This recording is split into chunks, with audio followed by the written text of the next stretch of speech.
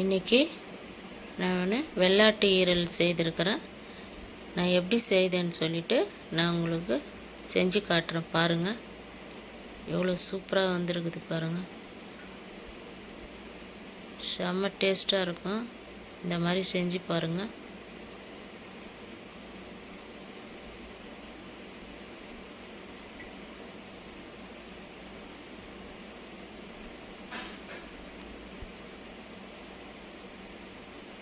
ஒரு கடாயை வச்சிட்டோம். செக்கு கடலை எண்ணெய் 100 கிராம் ஊற்றிருக்கிறேன்.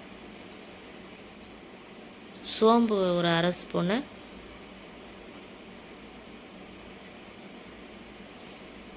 நாலு லவங்கம், ஒரு ஏலக்காய், 2-3 பட்டை, ஒரு ஸ்டாரு போட்டுட்டு மீடியம் வெங்காயம் ஒரு 4 வெங்காயம் போட்டுக்கலாம்.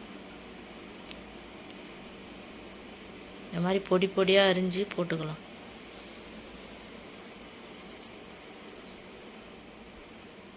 இந்த ஈரலுக்கு ஏற்ற மாதிரி வெங்காயம் போட்டுக்கலாம். செம்ம டேஸ்ட்டாக இருக்கும். லைட்டாக உப்பு போட்டுக்கலாம். கொஞ்சம் சீக்கிரமாக வெங்காயம் வதங்கிடும்.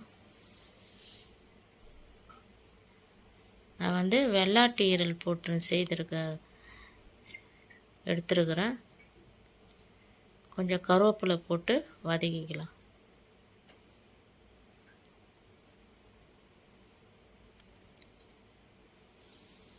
இந்த ஸ்டேஜ் வந்தவுடனே ஒரு ஸ்பூனு இஞ்சி பூண்டு பேஸ்ட்டு போட்டுக்கலாம். நல்லா வதக்கிக்கலாம்.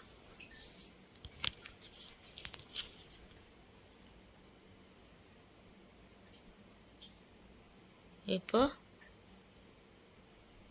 இந்த அளவுக்கு நல்லா வதங்கணும்.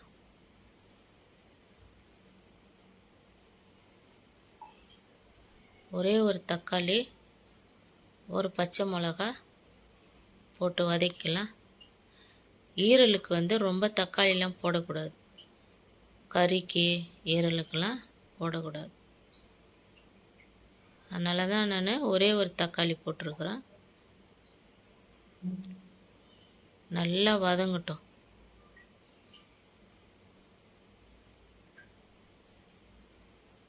இப்போ அரை ஸ்பூன் மஞ்சள் தூள்,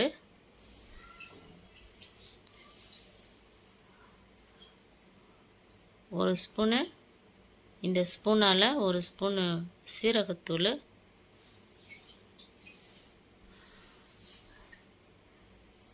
மிளகுத்தூள் அரை ஸ்பூனு, இந்த ஸ்பூனால் காஞ்ச மிளகாத்தூள் இந்த ஸ்பூனில் அரை ஸ்பூனு போட்டு நல்லா வதக்கிக்கலாம்.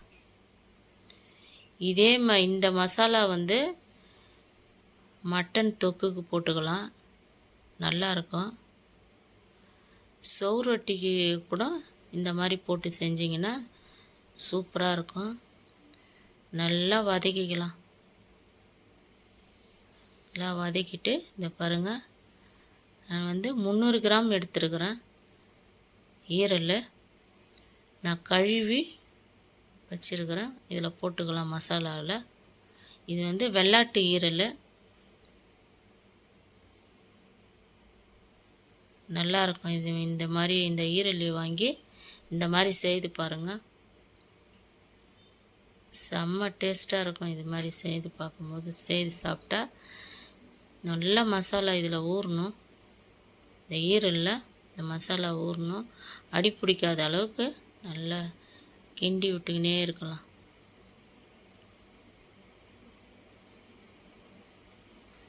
பாருங்கள், இந்த அளவுக்கு வதங்கணும். நல்லா மசாலா நல்லா ஊறி இருக்குது பாருங்கள். நல்லா வதக்கிட்ட பிறகு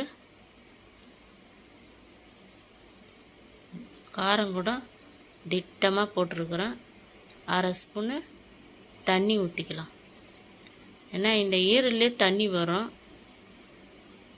அதனால் நான் அரை டம்ளர் தான் ஊற்றினேன். ஊற்றி நல்லா மூடி வச்சுட்டு சிம்மில் வச்சுக்கலாம். 10 நிமிஷம் சிம்மில் வைக்கணும்.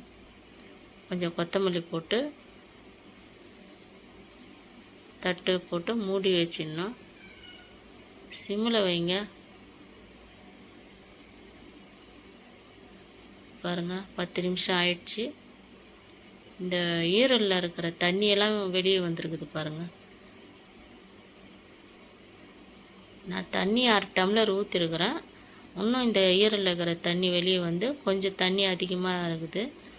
இது நல்லா வந்து இன்னும் ஒரு 10 நிமிஷம் சிம்மிலே வைக்கணும், அடி பிடிக்காத அளவுக்கு. சூப்பராக இருக்கும் இது. இந்த மாதிரி செய்யுங்க.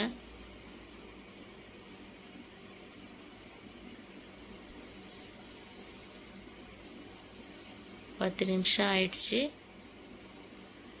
பார்க்கலாம். பாருங்கப்பா, செம்ம வாசனை, அவ்வளோ வாசனை அடிக்குது பாருங்கள். இந்த மசாலாவே போதுங்க,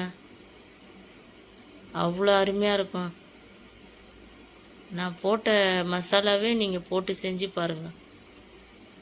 அவ்வளோ தூக்கலாக இருக்கும், அவ்வளோ நீங்கள் சாப்பிட அவ்வளோ டேஸ்ட்டாக இருக்கும். இந்த மாதிரி நீங்கள் செஞ்சு பாருங்கள். நீங்கள்